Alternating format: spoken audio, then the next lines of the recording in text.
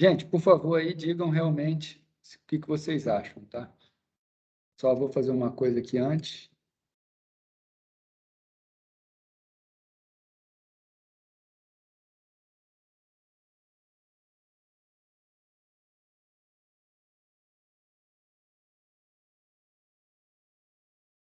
Pronto.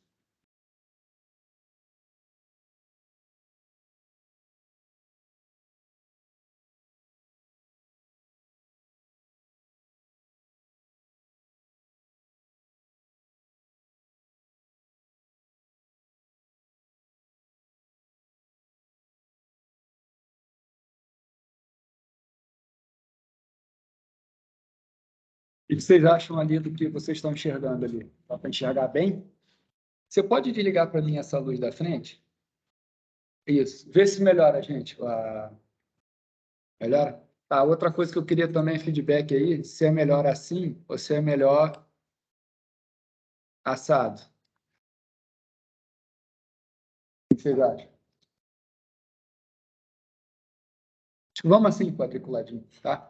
Pessoal, o que vimos até agora, né? O que vimos, tá?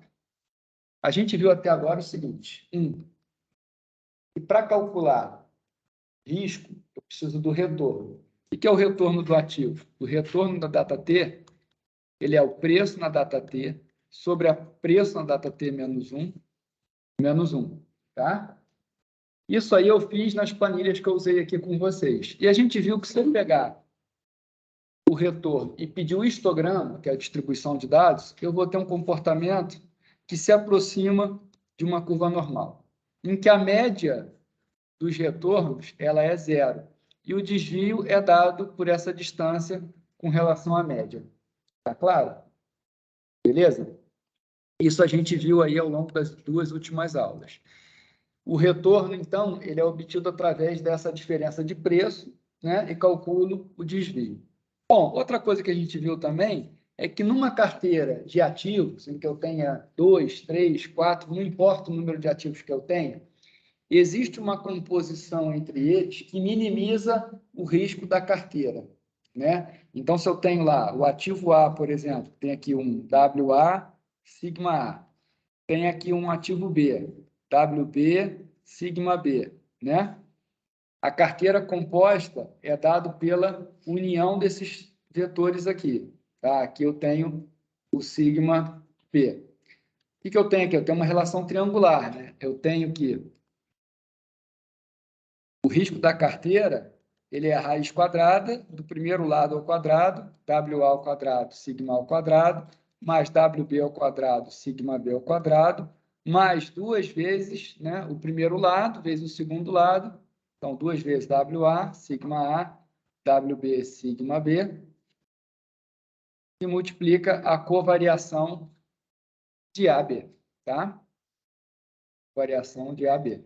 Isso aqui, pessoal, a gente chama de teoria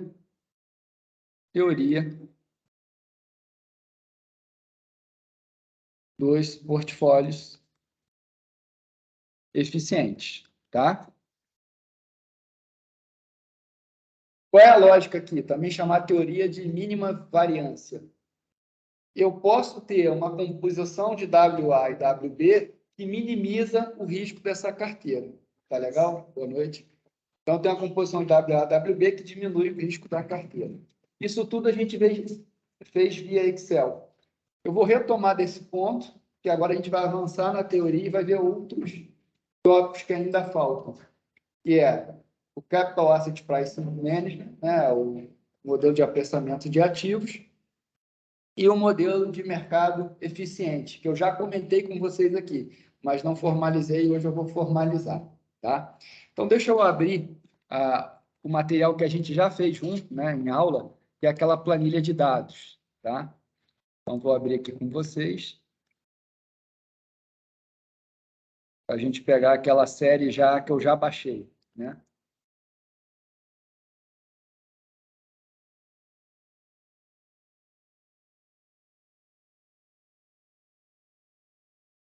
Tá aqui, ó, teoria de portfólio, eu salvei com esse nome para poder ajudar aqui na análise. Tá? Bom, na aula que eu ministrei na quarta-feira, que a gente viu? Eu vou repetir a análise porque eu prefiro concatenar as ideias para chegar onde eu quero. Então, eu vou deletar o que foi feito para a gente poder justamente refazer, digamos assim. Tá? Para quem não viu, eu vou fazer de novo. Tá? Bom, então, olha só. Eu tenho aqui nessa planilha Ibovespa, Petrobras, câmbio, Petax é câmbio, né, a taxa de câmbio, ouro, a NTNB 2055, a Vale 3 e a NTNB 2035, tá? O que é isso aqui? Isso aqui já é o retorno. O retorno foi o início da aula de hoje. Pega o preço de hoje sobre o preço de ontem, menos 1, tá? Bom, teve uma das aulas que eu mostrei para vocês que isso é a mesma coisa que fazer logaritmo natural do preço de hoje sobre o preço de ontem. Eu quero mostrar isso aqui para mostrar para quem não lembra. Então, deixa eu ocultar aqui, ó. Vou fazer o seguinte. O logaritmo natural, ó, vou pegar o Ibovespa. Então, o Ibovespa está aqui, ó.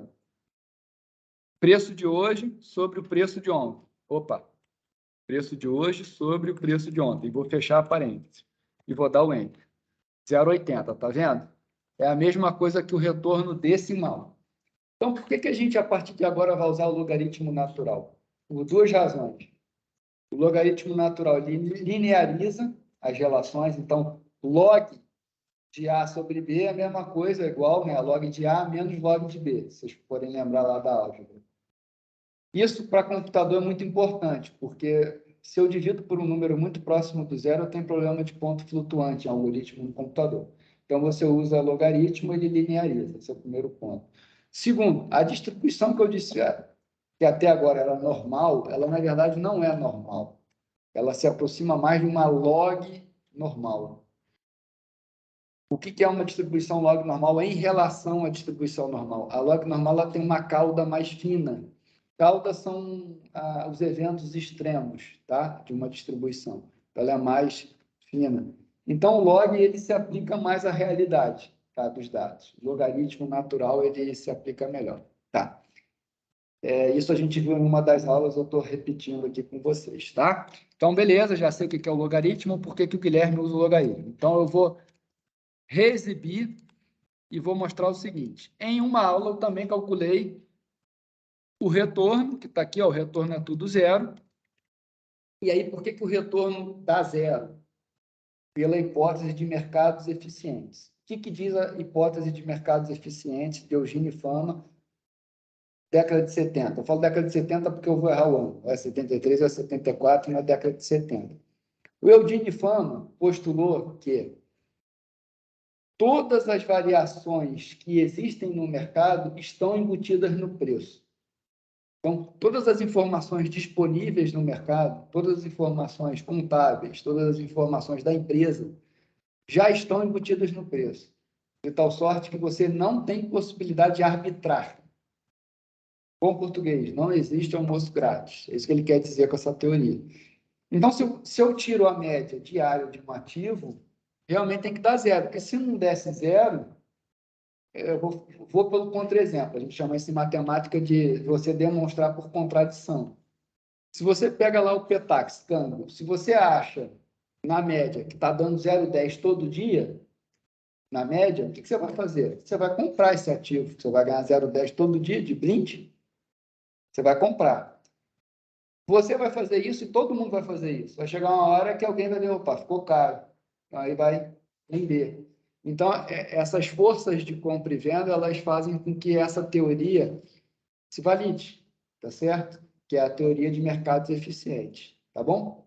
Deu de Fama. E aí tem três formas. Tem a forte, a semi-forte e a fraca, tá? O que é a forte? A forte não há possibilidade de arbitragem de jeito nenhum. Ou seja, tudo está embutido no preço e ninguém tem informação a mais do que o outro. Não existe assimetria de informação. A semi-forte. Semi-forte diz que os preços estão todos embutidos no que tem disponível ao público. Somente isso. E a fraca? A fraca é que a contabilidade, a demonstração contábil está embutida no preço. nem todas as informações do mercado. Você tem uma gradação aí, tá? O que eu acredito? Que eu digo, eu baseado também em evidência empírica, né, em artigos. A eficiência forte ela é muito difícil de se comprovar, porque se ela existisse de fato, você não teria casos como o do Warren Buffett, que ganham do mercado consistentemente. O que é ganhar do mercado? Você render mais do que o índice. Se você tem um mercado eficiente, não tem como ganhar do mercado, justamente porque ele reflete a média de todo mundo e todo mundo tem a mesma informação. Então, se existe um gestor como Warren Buffett que ganha consistentemente ao longo do tempo, então é evidência forte de que a hipótese da eficiência forte não se comprova. Tá? No Brasil é a mesma coisa. Então, essa linha de mercado eficiente, ela vira muito empírica. Você tem que ir muito para academia, e aí as pessoas validam no mestrado e doutorado essa tese de mercado eficiente, tá bom? Mas é uma tese elegante. Ela é uma tese que dá sustentação a muitos argumentos, né, durante os 60 anos dessa teoria, que ela está em vigência, tá certo? Então, retorno zero em função disso, tá? Agora, ainda vale aí um parêntese, gente. Eu mesmo não pesquiso isso. Se você pega o retorno diário, dá zero, tá? Eu acho que foi o Vinícius, alguém no final da aula aqui, acho que foi o Vinícius, mas não me lembro. Não, não foi o Vinícius, acho que foi você. Alguém no final da aula veio me perguntar o seguinte: se a média é zero, como é que o ativo, então, se movimenta? O que ele perguntou foi o seguinte, também gosto de explicar pelo contra-exemplo. Eu vou dar um zoom grande aqui e vamos fazer o seguinte, eu vou botar aqui segunda, aqui eu vou botar terça, aqui eu vou botar quarta, aqui quinta e aqui sexta, tá? Suponha que o ativo subiu para... começou em 100, foi para 110, chegou em quarta, foi para 100, subiu para 110 de novo, terminou sexta 100. Qual é o retorno médio diário?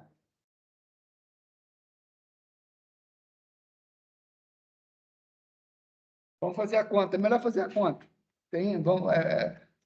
A tua hipótese foi boa. É o preço de hoje sobre o preço de ontem, menos 1, certo? Deu 10%. Tá bem? Se eu fizer a média, eu pego aqui a média, então simplesmente pedir a média aqui, média. Quanto é que deu a média? Não, é que na verdade tem pouca casa decimal. 0,45. Ou seja, você vai, se você olhar por essa métrica só, o que você vai chegar à conclusão? Eu vou comprar o ativo, porque na média eu ganho 0,45 todo dia, mas você está terminando e iniciando no mesmo ponto. Se olhar período contábil, deu zero. Então, gente, não dá para supor que, como a média é zero, o ativo não se moveu, ele se move. Então, mostrei. Não vai ficar com o ativo para sempre, mas porque enxergar as oscilações do médio na alta para baixo. Isso. Mas o que eu estou querendo dizer é, se a média é zero, não implica que o preço não se movimentou. Então, o preço pode ir de 100 para 200 em um ano, e a média no dia, ele pode fazer isso que você está falando, ele pode ir do 100 para 200, ele pode fazer isso aqui, ó. Agora eu acho que eu vou ficar claro. Ele pode fazer isso aqui, ó.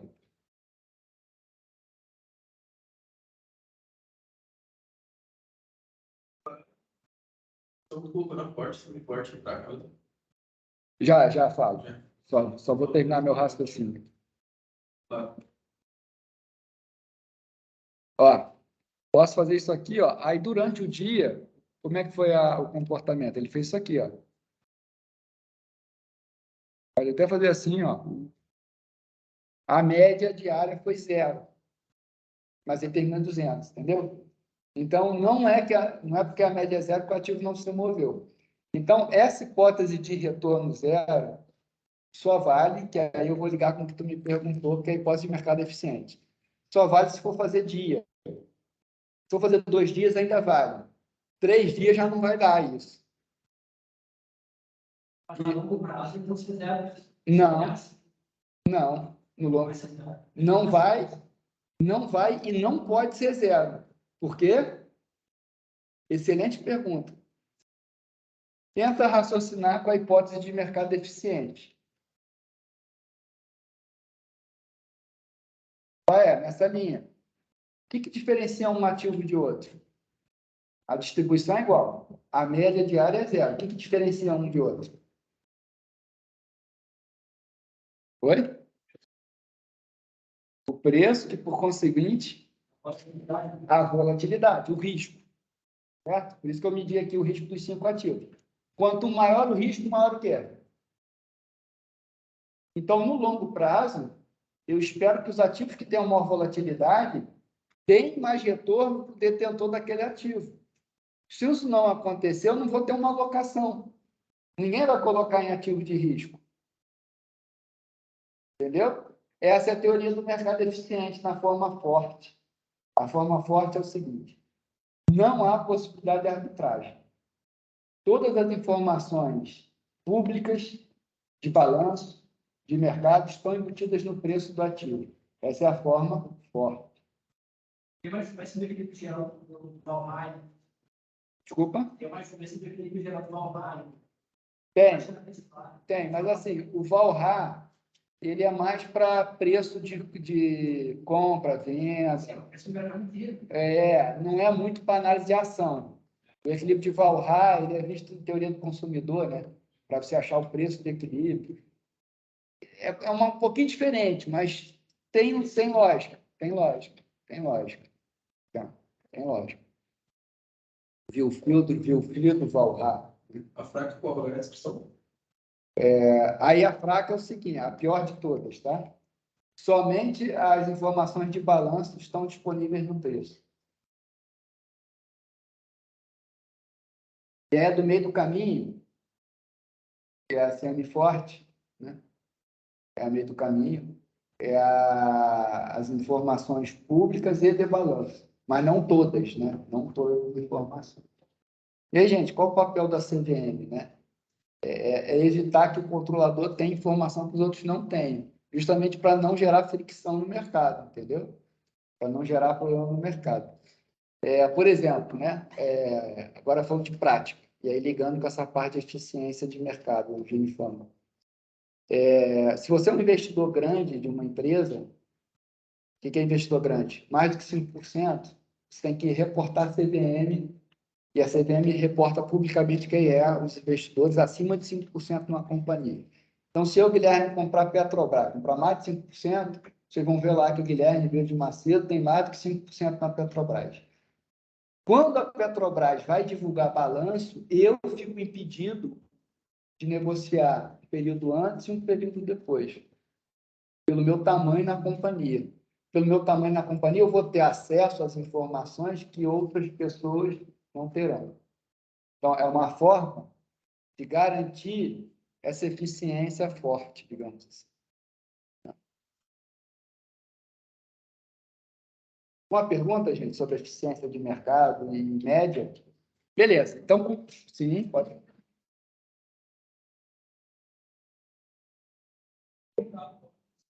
Posso, claro. Ali. W é o peso do que eu tenho investido no ativo. Então, vamos lá. WA e WB aqui. Se eu tenho 50% no WA, eu tenho 50% no WB. W significa, em inglês, weighted, peso. Então, é o peso que eu tenho em cada ativo. Tá? O que é a teoria de mercado, a teoria dos portfólios eficientes? Existe uma combinação entre WA e WB que vai minimizar o risco dessa carteira. Ou seja, vai dar 40, 60, 30, 70.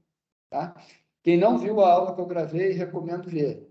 Faço uma simulação em que eu brinco com isso. Claro que não estou pode, obviamente, tirar dúvida. Eu só estou dizendo que tem lá na aula também, passo a passo. Mas fala. Isso. O meu problema é descobrir os Ws. Qual é o W que maximiza o retorno ou minimiza risco? Tá?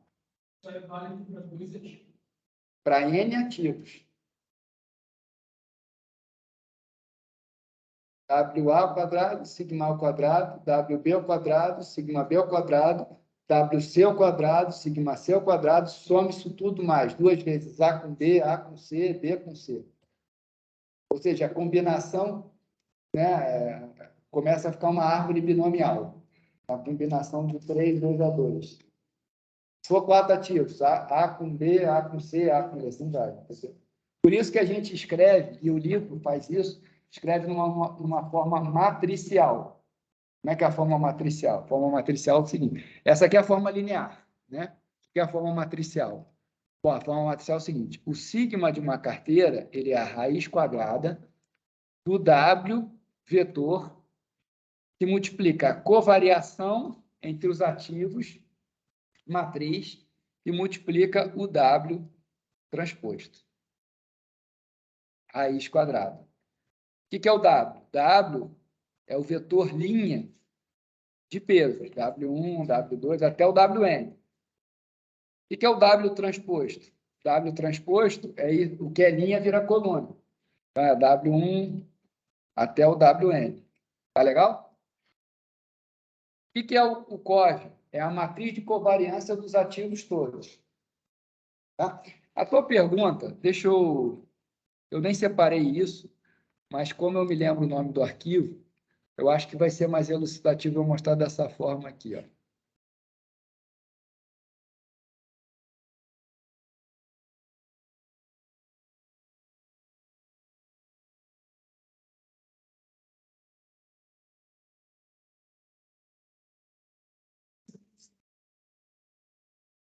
Covariância sempre 2 a 2, é uma matriz quadrada 2 a 2.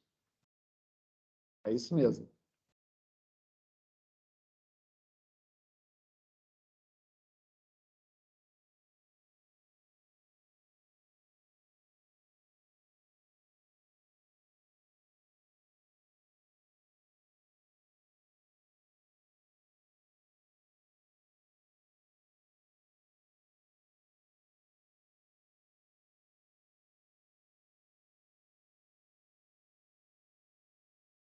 Aqui, achei. Seleção CART.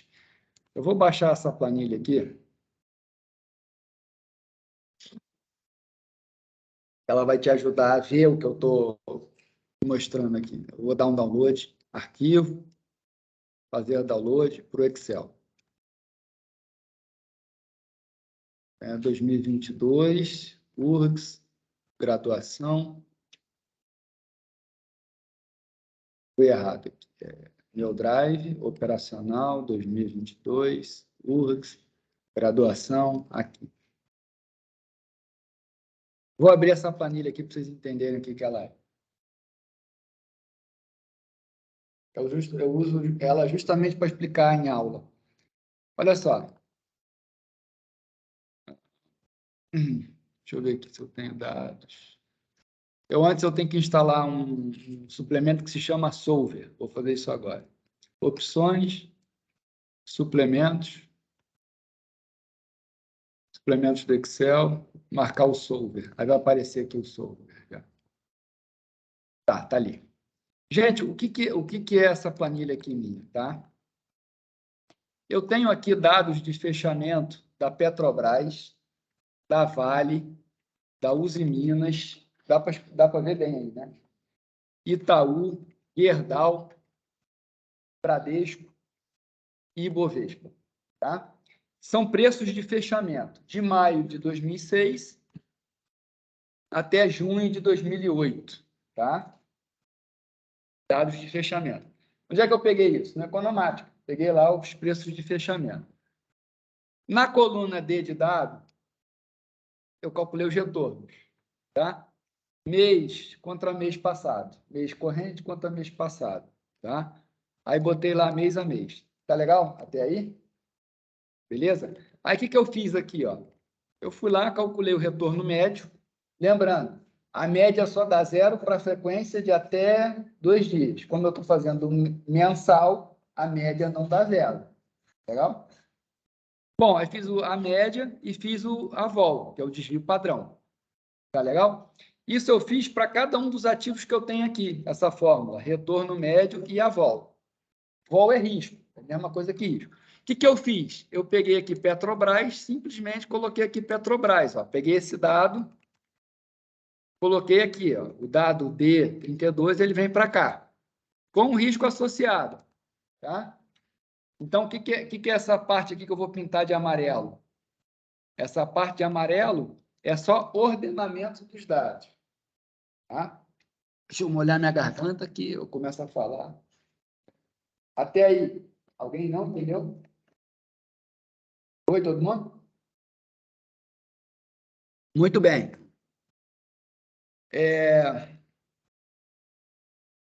Vou botar aqui em centralizado. Pegando tu que perguntou. Se o seu conjunto de alocação fosse Petrobras, Vale, Minas, Itaú, Gerdau e Bradesco, tá? Quem você não colocaria com certeza? E por quê?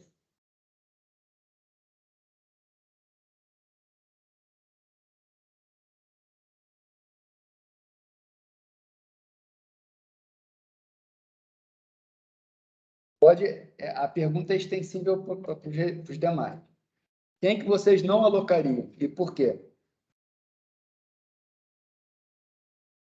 Falou com a mão na boca, eu não escutei. Petrobras, o risco é alto. Opa, tu está indo para o caminho. Mas, para mim, tem uma mais evidente do que Petrobras. Para mim, Itaú está mais claro de ver isso. Ó. A Itaú está com uma volatilidade menor, mas é o seguinte, tem a Uzi Minas, que é quase igual, mas entrega 4 vezes mais retorno. Então, é de se esperar que numa alocação eficiente, você não coloque nada em Itaú. Então, não está. Quando são 6, você está vendo que dá para fazer no olho? Agora pensa em 30 ativos. Você não vai fazer isso no olho, você vai pedir para o computador fazer. Então, como é que o computador faz? Você tem aqui um gráfico de risco-retorno. Esse gráfico eu desenhei na aula passada. Risco é o eixo X, retorno é o eixo Y. Está ali escrito risco, retorno. Eu só coloquei os pontos azuis, são esses pontos aqui. Tá legal? O que você quer? Você quer uma carteira que passe por todos os pontos de forma ótima. O que é o ótimo? É minimizando essas escolhas ruins. Então, você quer que o computador vá lá, ó, tente fazer isso aqui para você. Ó. Tá? Aqui no olho, mas você quer que ele faça isso para você. E aí eu tenho aqui ó, o passo a passo. Muito importante que vocês entendam esse passo a passo. Tá? Vamos lá. Primeira coisa, o que são os X? X são os dados. Tá? Aí você vai dizer, pô, Guilherme, por que tu não chamou de dado? Concordo. Tem que chamar de X, mas é dado. Tá? São os pesos. Quanto é que tem que somar os pesos? Então, aqui, ó, eu tenho que pegar uma coluna aqui, ó, D4, dizer que todo mundo aqui soma 100%. Tá ou não tá? Eu pego a matriz de variância e covariância de todos os ativos, todos contra todos. Como ele faz 2 a 2, essa matriz ela é simétrica. Você pegar ali a diagonal principal, olhar para cima da diagonal principal, é rigorosamente igual à diagonal principal. Então, ali, ó. Aqui é igual aqui. Por quê? A covariância de Petrobras com Vale é a mesma covariância de Vale com Petrobras. Isso é uma propriedade estatística. COV de AB é a mesma coisa que COV de BA. Tá? Então, vai dar uma matriz quadrada e simétrica. Beleza. O que eu vou fazer? Ó, vou ter aqui a multiplicação da matriz W1 vezes W2. Vou voltar lá no meu quadro. Vamos lá, para vocês entenderem. Eu vou escrever bem grande aqui. Ó. Sigma do portfólio ao quadrado, ele é W vetor, que multiplica a covariância, que multiplica W transposto vetor. Então, eu vou fazer primeiro essa multiplicação aqui, ó, matriz 1 vezes matriz 2. Eu vou chamar de matriz 3, lá no meu Excel. Ó. Vamos lá. Olha lá, matriz 1 vezes W2. O que é? É a X1, X2, X3, é a linha vezes a covariância, beleza? Matriz linha vezes uma quadrática vai continuar dando uma matriz linha. Tá? Lembra lá como é que se multiplica a matriz? Essa matriz aqui, se é linha, tem uma linha, 6 colunas. A matriz de covariância quadrática, 6 por 6. Então, vai continuar dando 1 por 6, a multiplicação, matriz 3. Certo? Vai dar uma matriz linha de novo. Então, a matriz 1 vezes 2 vai dar uma matriz linha. Tá ou não tá? O que eu vou fazer agora? Eu vou pegar x, que está linha, vou fazer ser coluna. Então, tá lá. Pode ver que tudo que está lá em cima, tudo que está aqui, virou coluna. Tá legal? Aí vou multiplicar qual? Vou multiplicar. Vou multiplicar essa matriz pela W transposto. Vou ter o resultado final. O que é o risco do portfólio? É a raiz quadrada disso aqui. Tá ou não tá? Bom, eu calculei, por enquanto eu não fiz nada, digamos. Eu só calculei o desvio. O que eu quero agora? Essa é a beleza da coisa. Eu quero os pesos que minimizem o risco da carteira. Tá? Aí vamos voltar no nosso quadro. Gente, eu quero a combinação de Ws, eu quero o resultado dessa solução que diminua esse cara aqui. Para diminuir esse cara, eu vou fazer um conceito aqui que eu estou mostrando para vocês agora, novo, que se chama índice de Sharpe. O que é o índice de Sharpe? Que rendeu o prêmio Nobel ao Sharpe. E foi o que derivou essa forma. Pessoal, o índice de Sharpe é definido como sendo o retorno da sua carteira menos o retorno do ativo livre de risco sobre o sigma da sua carteira. Eu vou trocar aqui por P, que eu estou chamando o tempo todo de P de portfólio. Acompanha comigo, eu vou usar o vermelhinho. Se eu maximizar o índice de Sharpe, significa que eu quero minimizar o denominador, e quando menor o denominador, maior essa conta, e quero maximizar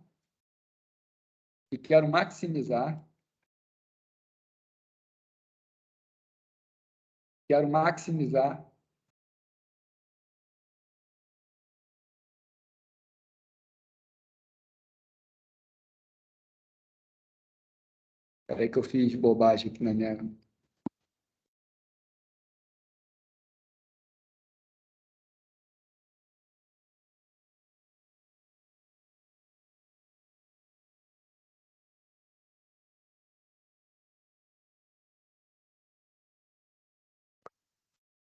Pronto, voltou.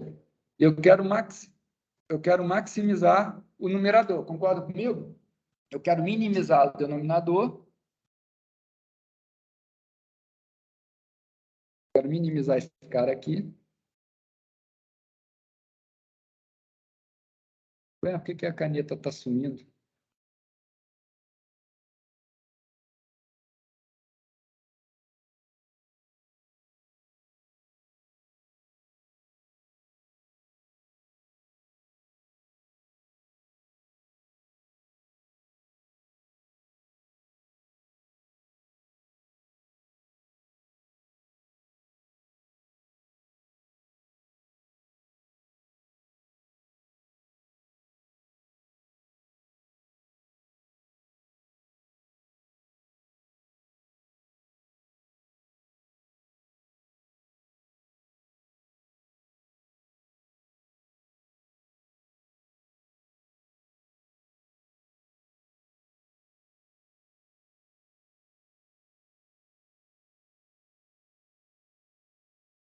Vamos lá, eu quero maximizar. Aí, foi. Eu quero maximizar o numerador e quero minimizar o denominador. Vocês conseguem ver que se eu maximizo o numerador, eu aumento esse número, se eu minimizo o denominador, eu aumento esse número. Então, eu vou usar esse conceito de índice de Sharpe. Qual é a interpretação dele? É o excesso de retorno em relação ao ativo de risco compensado pelo desvio. Quanto maior esse número, melhor. Todo mundo consegue ver? Então, eu vou voltar lá no Excel e vou fazer o seguinte. O que é o retorno da minha carteira? Retorno da minha carteira, lembra lá, é o peso de cada ativo que multiplica o retorno de cada ativo. Ou seja, em números, é o seguinte, o retorno de uma carteira, ele é W1R1 mais W2R2, assim vai, até o WNRN. Tá legal? O retorno é a média ponderada dos ativos. Então, vou lá, ó.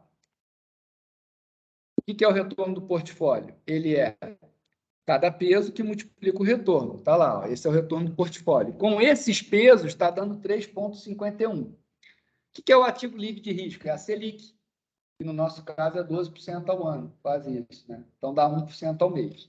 Então, gente, olha só o que eu vou fazer. Eu quero o maior Sharpe possível. Então, eu vou lá em Solver. O que eu quero? Eu quero que a minha célula do Sharp, que é essa aqui, ó, O30, tenha um valor máximo. Tá? Conseguem ver? Dá para ver, né? Beleza. Sujeito às seguintes restrições. Primeiro, a soma dos pesos tem que estar igual a 1. Cada ativo tem que ser, no mínimo, maior ou igual a 0. Ou seja, eu tenho que comprar o ativo. Tá? Eu vou eliminar essas duas aqui, depois eu volto com elas, para você entender. Eliminei essas duas restrições. A única restrição que eu botei, a soma tem que ser igual a 1 e cada um dos ativos tem que ser maior ou igual a 0. Vou dar a resolver. Esse índice de Sharpe tem que subir. Vamos lá. Olha lá, 0,44. Subiu, não subiu? Quanto é que ele botou no Bradesco? 0. Quanto é que ele botou no Itaú? 0. Qual foi o ótimo? 11% em Gerdau. 20%, 25% em Petrobras, 16% em Vale e 46% em Uzi Minas. Esse é o ponto ótimo. O que é esse ótimo? É a melhor combinação possível para esses ativos. É a que minimiza o risco e maximiza o retorno. Tá legal? Alguém não entendeu? Isso é muito importante. É um capítulo denso, né? Uma matemática por trás difícil, mas eu quero que vocês entendam o raciocínio. Alguém não entendeu? Como é que é? A definição é o excesso de retorno em relação ao risco. Quanto maior, melhor.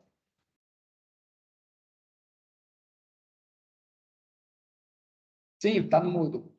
Todas as aulas que estou gravando, ela aparece lá no Moodle, aqui, ó.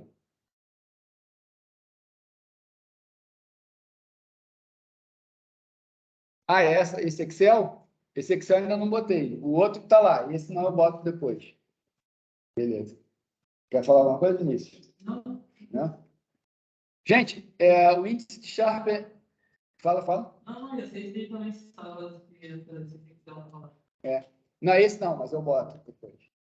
Eu estava conversando, casualmente, eu vim para cá hoje de Uber, e um colega meu me ligou, e disse que na indústria, né, um institucional em particular, um fundo de pensão, estava avaliando o fundo só olhando rentabilidade. Eu disse para ele, cara, isso é um perigo, tu olhar só a rentabilidade, porque a rentabilidade ela pode dar uma falsa sensação de que o fundo é bom, mas ele está com um excesso de volatilidade, e quando você pondera um pelo outro, você vê que o fundo não é tão bom assim. Então, gente, a melhor forma de você olhar um fundo é você fazer um ranking pelo Sharpe, tá? O Sharpe é o melhor tipo de métrica para fazer ranking. Especificamente é saber se o fundo A é melhor que o fundo B. Tá legal? É o Sharpe. Por isso que ele é muito divulgado no mercado, tá? Com dúvidas? Não? Vamos avançando ainda, então. Foi boa a tua pergunta, porque ela derivou toda essa discussão. E aí, com isso, a gente termina essa parte de carteira de máxima retorno e mínima variância. E eu quero mostrar, ainda ligando para o índice de Sharpe, o seguinte. Aula do portfólio. Eu falei para vocês que eu deletei de propósito, né, uma parte da aula, porque eu queria retomar desse raciocínio. Olha o que eu vou fazer. Eu vou pegar o Ibovespa, vou selecionar aqui o Ibovespa.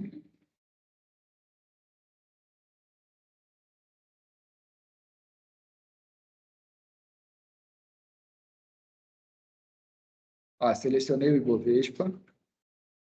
Vou pegar, por exemplo, com o Petrobras. Vou pegar lado a lado. Selecionei essas duas colunas, tá? Ó, selecionei essas duas colunas. Beleza? Foi. Agora eu vou inserir dispersão. Inserir um gráfico ali. O que é o eixo X? É o Ibovespa. O que é o eixo Y? É a Petrobras. Olha o que eu vou fazer. Eu vou pegar agora um ponto qualquer dessa nuvem, pode ser qualquer ponto. Vou clicar com o botão direito, vou adicionar linha de tendência e vou pedir linear equação no gráfico. Eu vou copiar isso aqui. Eu vou copiar isso aqui e vou colar lá no nosso quadro.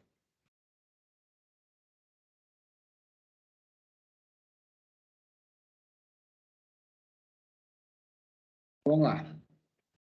Aqui é o retorno do Ibovespa e aqui é o retorno da Petrobras. O que eu estou vendo? Estou vendo o seguinte, que fazendo essa regressão linear, o retorno da Petrobras ele é dado por 1,53, que multiplica o retorno do Ibov, vou chegar aqui para o lado um pouquinho, mais 0,0007. Tá legal? Bom, o que é o 1,53? Né? O que é esse 1,53? Isso aqui é o que a gente chama de beta. Tá? É o risco relativo do ativo. Tá? Quanto mais longe do 1, mais arriscado é o ativo. O que significa? A cada 1 ponto percentual de variação no Ibovespa, a Petrobras tende a variar 1,53. Estão vendo? Vale também a volta, né? Se a cada 1 ponto de queda no mercado, a Petrobras cai 1,53. Tá?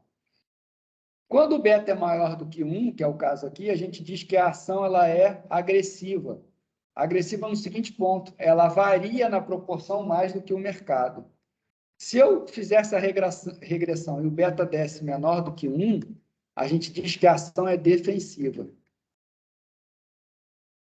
Mas mais importante do que isso, pessoal, é o modelo que está aqui por trás. Olha só. Agora, vou fazer de forma genérica. Aqui eu tenho o retorno do mercado, aqui eu tenho o retorno de uma ação, eu fiz uma regressão. A regressão eu vou usar uma caneta, pode ser a amarela mesmo. Eu fiz uma regressão assim. O que eu tenho aqui? Ó? Ela corta o eixo aqui linear no RS. Então, a gente consegue ver o seguinte, o retorno de um ativo ele é explicado pelo retorno do ativo livre de risco, mais a propensão a risco daquele ativo, que multiplica o prêmio de risco, que é dado pelo retorno de mercado, menos o retorno do ativo livre de risco. E aí, essa equação aqui que eu queria mostrar para vocês hoje, é uma equação importantíssima, que é a equação de CAPM. Que significa Capital Asset Pricing Model, modelo de apressamento de ativos. O que está dizendo? Ela é intuitiva.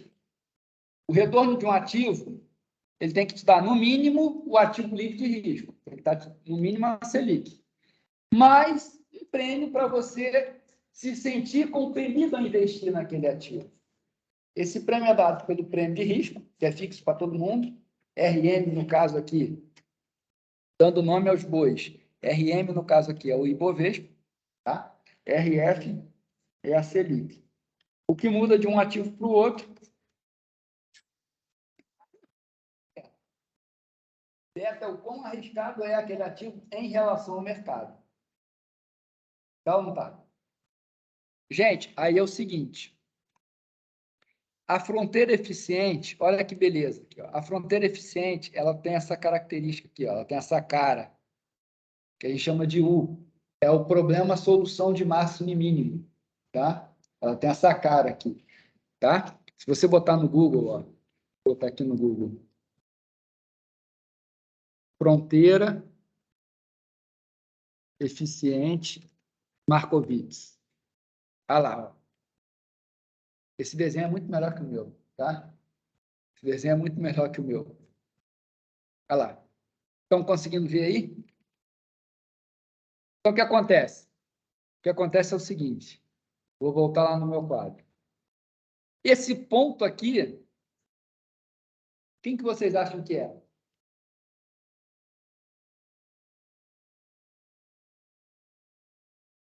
Um ponto ótimo. Mais especificamente, que ponto ótimo? Todos os pontos nessa fronteira são ótimos. O que é a fronteira eficiente? É o lugar geométrico das carteiras Oi? De máximo retorno dado risco ou mínimo risco dado retorno. É o lugar geométrico. Aquele ponto é um ponto bem específico. Quem que vocês acham que é aquele ponto? Eu estou perguntando porque eu já falei dele hoje.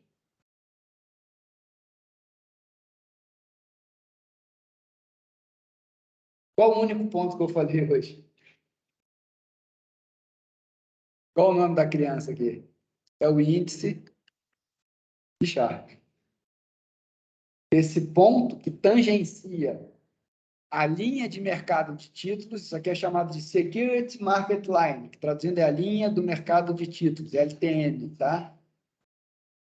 Eu pego a fronteira eficiente e coloco a linha de mercado de títulos, a tangente é o índice de Sharpe, que é o retorno do ativo, o retorno do portfólio menos o retorno do ativo livre de risco sobre o sigma da carteira. Tá legal? Gente, essa teoria é importantíssima. Até hoje ela é usada no mercado de capitais. Quem previu ela foi o William Sharpe. E ele ganhou o prêmio Nobel em função disso. Tá legal? E mais ainda, olha como é que é poderosa essa teoria. O que explica o retorno de um ativo? Por essa teoria, basta duas informações. Basta eu saber qual é o ativo livre de risco e qual é a propensão daquele ativo em relação ao mercado. Tá certo? Claro que a teoria, ao longo do tempo, é igual lá ao mercado eficiente que eu comentei no início da aula. Essa teoria vem sendo testada o tempo todo. Existe um artigo seminal bastante importante, não é o objetivo da graduação, mas quem quer avançar vale a pena, que é o CAPM, Is Dead or Alive?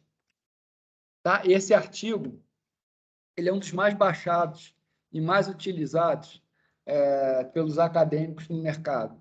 Né? No mercado e na indústria, que é o Eugene Fama, que também ganhou o prêmio Nobel. Ele testa para ver se o CAPM realmente funciona. Ele chega à conclusão que é igual a hipótese de mercado eficiente. Funciona em algumas situações, não em todas. E aí a derivação do modelo CAPM é o modelo APT, que a gente não vê na graduação. É o Arbitrage Pricing Theory, APT. Vou botar aqui, ó.